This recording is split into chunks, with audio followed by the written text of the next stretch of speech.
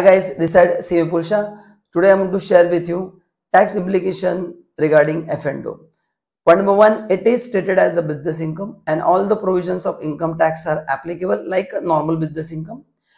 If turnover exceed 1 crore, then it is subject to audit, and if there is a loss, then such loss can be carried forward like a normal business loss and you can set off later on.